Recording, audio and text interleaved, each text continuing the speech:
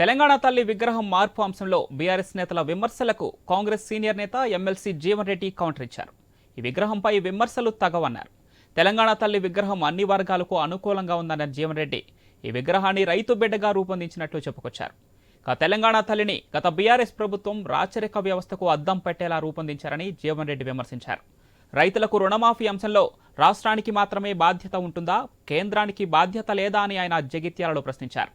ఆదాని, అంబానీకి రాయితీలు ఇచ్చినట్లే తెలంగాణ రైతులకు ఇవ్వాలని డిమాండ్ చేశారు ఎమ్మెల్సీ జీవన్ రెడ్డి.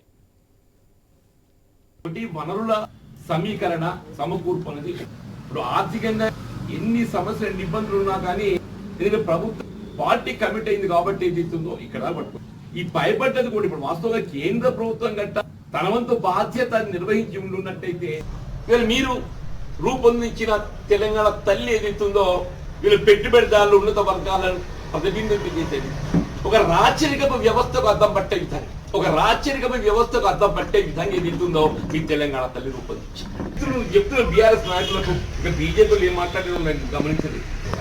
బీఆర్ఎస్ మాట్లాడారు చెయ్యి అనేది ఏదైతే ఈ అభయాస్తం కేవలం కాంగ్రెస్ పార్టీకి చిక్రం కాదు, ఇది కేవలం కాంగ్రెస్ పార్టీకి చిక్రం కాదు,